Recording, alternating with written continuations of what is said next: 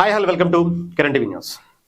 జగన్మోహన్ రెడ్డి గారిని లేదా వైఎస్ఆర్సీపీ పార్టీని మన తెలుగు వాళ్ళు ముఖ్యంగా ఆంధ్రప్రదేశ్ వాళ్ళు తిడితే సరిపోవట్లేనట్టు.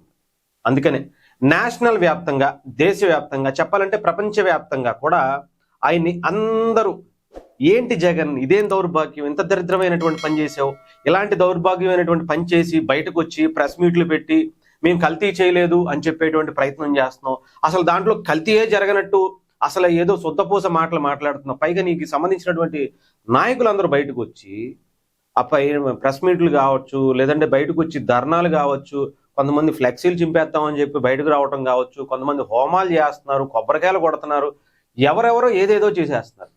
సిగ్గు లజ్జ మానం అభిమానం అన్నీ వదిలేసి రోడ్డు మీదకి వచ్చి అచ్చొచ్చిన ఆంబోతులు అయితే తయారైపోతుంది.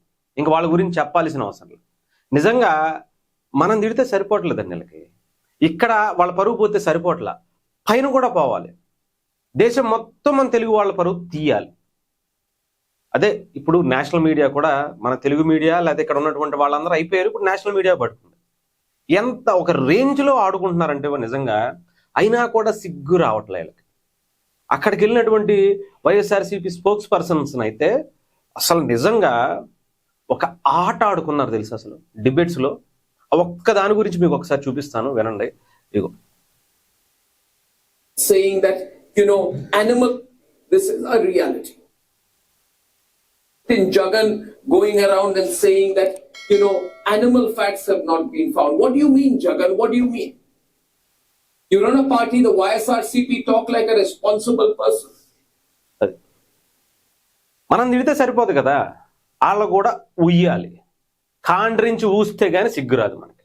ఇక్కడ ఒకటే కాదు, ఇది ఒకటే కాదు, ఇగో నేషనల్ మీడియా మొత్తం అంతా కూడా కూర్చోబెట్టి మరి ఊత్తుంటే కూడా సిగ్గు లేకుండా ఎక్కడా భయపడకుండా ఎస్ ఊసేయండి, మేము మొత్తం తుడిసేసుకుంటాం వెళ్ళిపోతాం, మాకు సిగ్గు అలాంటివి ఏం ఉండవు, మాకు మేము ఇంతే, మా రాజకీయం ఇంతే, మా సిగ్గుమాలిన తలం ఇలాగే ఉంటుంది, మా సిగ్గుమాలిన రాజకీయాలు ఇలాగే ఉంటాయి అనేటువంటి పని మన దేశంలో, అంటే ముఖ్యంగా మన రాష్ట్రాల్లో పోతే పోయింది, పక్క రాష్ట్రాల్లో మొత్తం ఇండియా మొత్తం ఊపించుకునేటువంటి ఒక భాగాన్ని, ఒక పనిని చాలా బలంగా చేసుకుంటున్నట్టు వెళ్తున్నట్టయితే అనిపించింది. అసలు ఇందాక మన అర్నబ్ గోస్వామి గారు అయితే ఒక వైఎస్ఆర్సీపీకి సంబంధించినటువంటి ఒక స్పోక్స్ పర్సన్ని తీసుకొచ్చి కూర్చోబెట్టి చెప్పాడు. అసలు అక్కడ ఏం జరగలేదు, జరిగిందా లేదా ఒప్పుకో అంటే అతను మీరు చెప్పింది జరగల, వేరేది జరిగిందని మాత్రం ఒప్పుకోవట్లేదు. మీరు చెప్పింది మాత్రం జరగలేదా అంటే అది చెప్పట్ల. ఇంకా ఆయనకు ఓపిక నశించి ఏయ్ ఆన్సర్ అయ్యి అని చెప్పి గట్టిగా అరిస్తే తప్ప అన్ని మూసుకుని బయటకు వచ్చి సిగ్గు లేకుండా. నిజంగా చెప్తున్నాను కదా, మన వాళ్ళు తిడితే మనకు సరిపోదండి, వాళ్ళతో తిట్టించుకుంటేనే సమ్మగా ఉంటుంది, రుచిగా ఉంటుంది. మనకి మాత్రం ఇక్కడ వాళ్ళు మాత్రం మాట్లాడితే సరిగ్గా అంటే చెప్తున్నాను కదా, ఇక్కడ వాళ్ళు మన వాళ్ళే కదా తిట్టింది, పక్కోడికి ఎవరికి తెలియదు కదా అనుకుంటారు అన్నమాట. ఇప్పుడు వాళ్ళు కూడా తిడితేనే చక్కగా హ్యాపీగా ఉంది.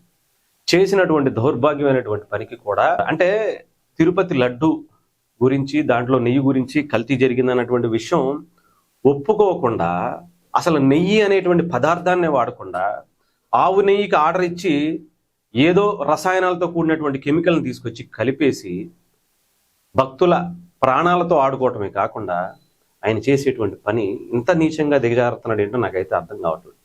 ఏదేమైనా కానీ చూద్దాం, మన వాళ్ళు వస్తే తప్పగా అక్కడ వాళ్ళు వస్తేనే బాగా రుచిగా ఉందంట, దాన్నే ఊపించుకుని తుడుచుకునేటువంటి పని వైఎస్ఆర్సీపీ చేస్తున్నట్టుగా అయితే నాకు అనిపించింది.